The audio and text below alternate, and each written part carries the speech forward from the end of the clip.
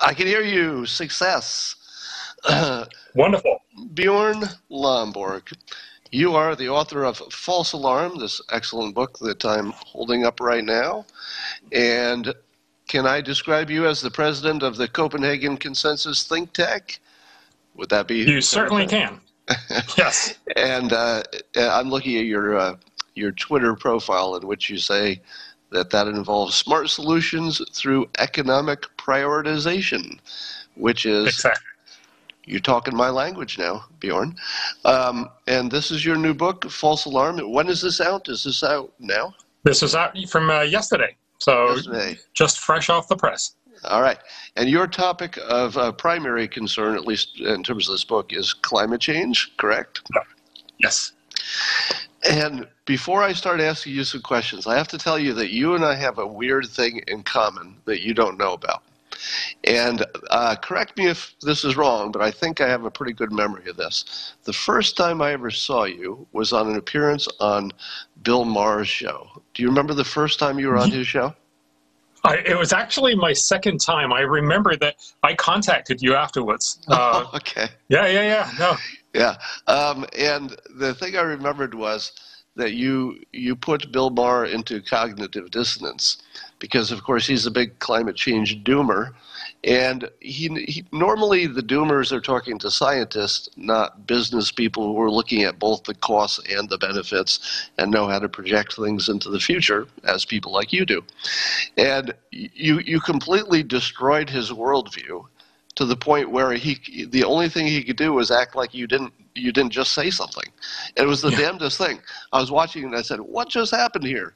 And then I realized it was just cognitive dissonance. He couldn't process how logically and obviously right you were, because it didn't fit any of his worldview. So he just pretended it didn't happen and went on.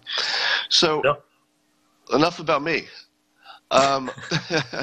So in your book, False Alarm, available everywhere, so I'm sure you can get it in everywhere that books are sold. You're basically going through would you call it the skeptical argument on climate science, or do you have a term you prefer? Well, I would tend to think of it as the rational point of climate, the rational climate argument, because look, what I'm trying to say is it's actually a real problem. But the way that we've been presented with this is it's the end of the world. And if you're being told this is the end of the world, and remember, this is not just a vague little sort of claim. Kids around the world are scared witless. Washington Post survey showed that 57% of all American kids now are afraid of global warming. Yeah, and if you ask adults around the world, it turns out that almost half of all adults in the world now believe that it's likely that global warming will lead to the extinction of the human race. This is just outrageously out there. This is way beyond reasonable concern. This is a false alarm. And so I try to say, look, that's not what the UN climate panel is telling us. It is a problem, not the end of the world, and we should fix it smartly, like we do with the other problem. No, we're having a little bit of connection problem. I hope that'll resolve itself. But walk us through. My understanding is that even the IPCC, the ultimate international body that tells you what's going to happen with climate change, that if you actually look what they say, the impact on the GDP in the future is trivial. Is that true? It's, well, perhaps not trivial, but it's very small. So to give you a sense of proportion, they've done estimates of what is the negative impact on climate change in about 50 years. So half a century from now, the net impact of all climate change, if we do nothing, will be equivalent to each person on the planet losing somewhere between 0.2 and 2% of his or her income. That's not nothing. But hold on. Let's add a little bit of context to that. When you say losing it, that's an economic term, right? You don't actually start with more and then you end up with less. I think what you're saying is that instead of making $100 over 50 years, you only made $98. Exactly. Which means you wouldn't even know it. There would be nothing in your environment or your experience which would tell you you didn't get that extra 2%, right? Well, it would be very hard for anyone to notice. Just to give you a sense, the UN also expects that by 50 years' time, the average person on the planet will be 2.63 times richer than we are today. Right. So you just point out, that means in the worst case, instead of being 2.63 times rich by 2005, we will be 2.56 times as rich. Yeah. Bjorn, not the end of the world. Bjorn, if you have someplace in your, wherever you are, that you've got a little stronger signal, that would be good. Your signal is coming in and out. But for the viewers, let me just, the point is that you'll be 2.6%, 2.6 times richer by then. So that little bit you didn't get that maybe you could have gotten, you won't even know the difference. And the big problem with the climate change argument is that there are not enough people like you who are looking at not just the science of it, because people get stuck on the science, because it's not really a scientist who can tell you what the problem's going to be. And people don't get that. The person who can tell you what the problem is going to be is the person who can tell you what's going to happen to the economy. Because if the economy is still strong, you can fix almost anything. Would you say that's true? That's absolutely true. And but I think we also need to recognize it's not like this is an unheard of argument. So the only climate economist to get the Nobel Prize is Bill Nordhaus from Yale University. And this is exactly what he points out. He says, look, global warming is going to be a problem. It's going to cost us 2%. Yeah, and by the way, as far as I know, I've never heard a scientist argue with what you say, because you're sort of a slightly different domain than science. But I don't think scientists say you're wrong, do they? Well, a lot of scientists are not comfortable with this not being alarmist. So I think a lot of them will say, that doesn't sound right. But what people forget is we are talking about real world impacts. One of the things that drive me up the wall, and that's what I use pretty much the first third of the book to talk about, is how you're being scared to stories that are technically true but often dramatically misleading. Let me give you one example.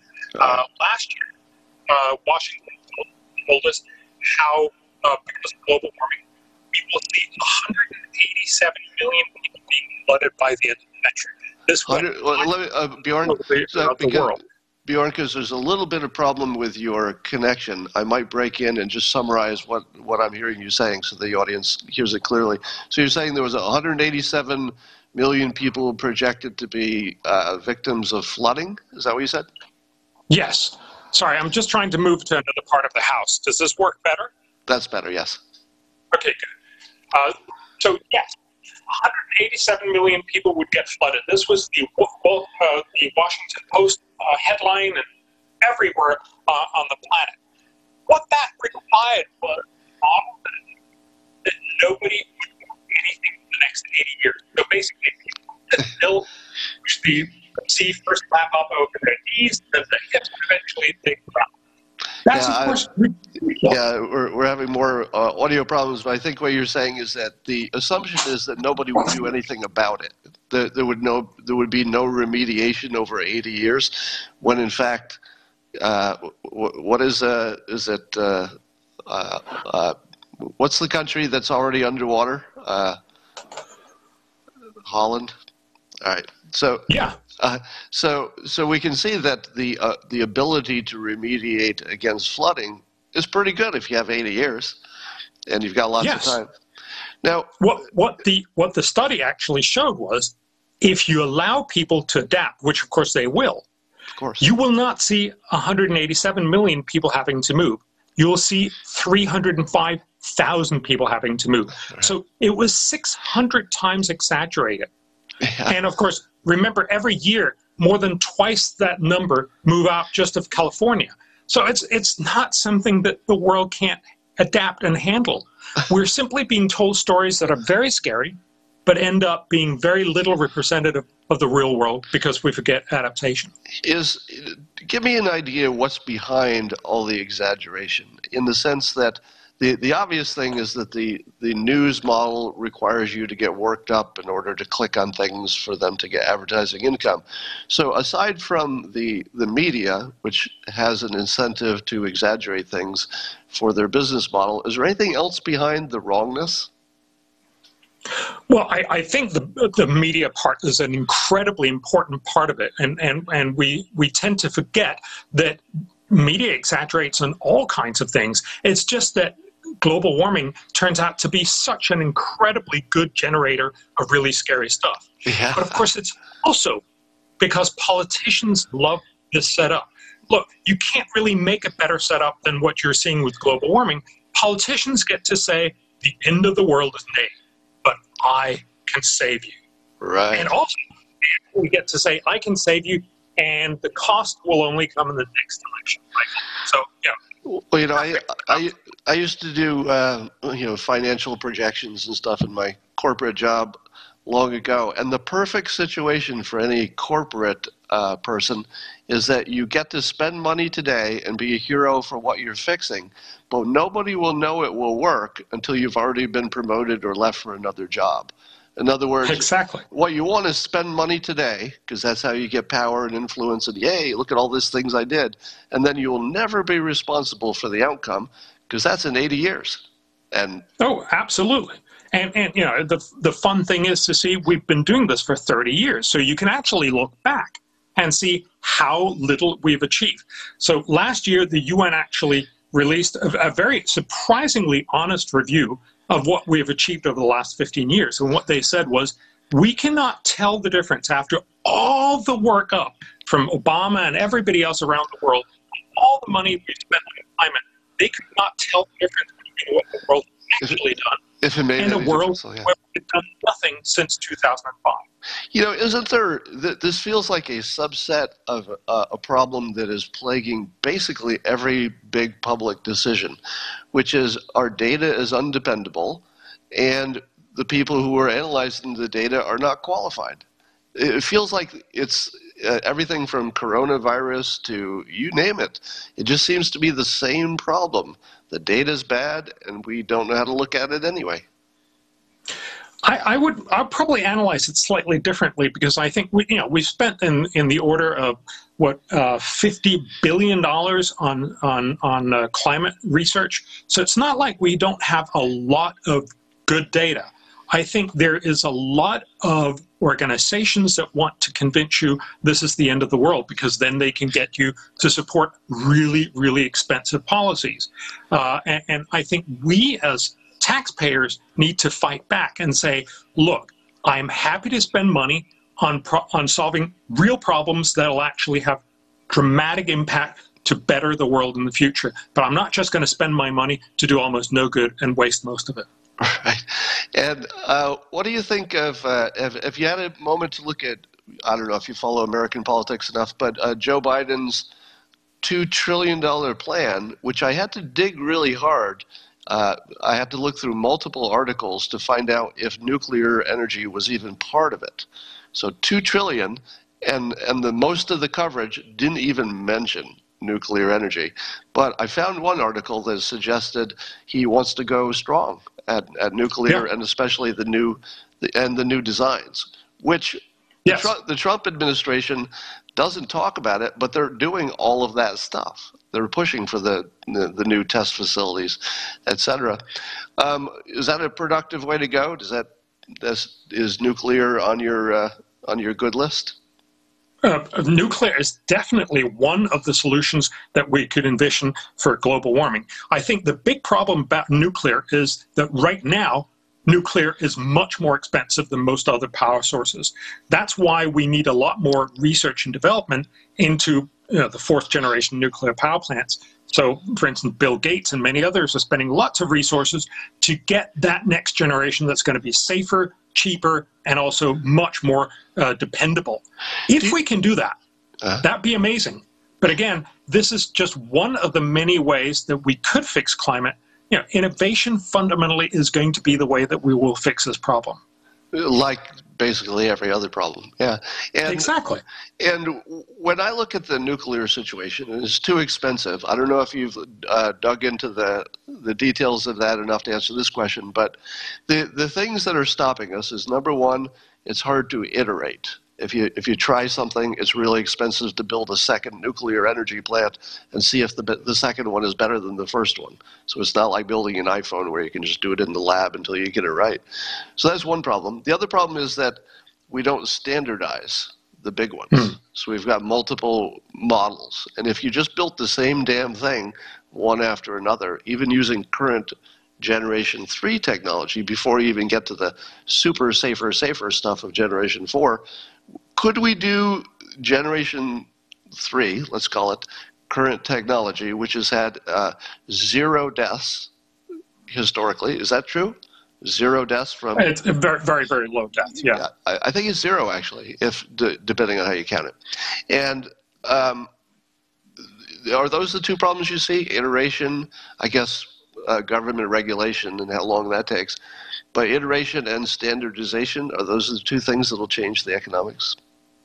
My understanding, again, from nuclear technology is that that's really what's been lacking. We've been building masterworks, each one of them, instead of actually building just a long stream of them.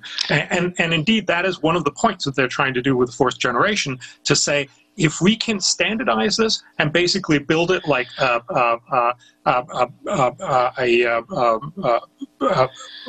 factory of 4T sort of assembly plant. Sorry, that was what I was looking for. An assembly plant where we just churn out all of these and you just assemble them like Lego on the spot, and then you run it.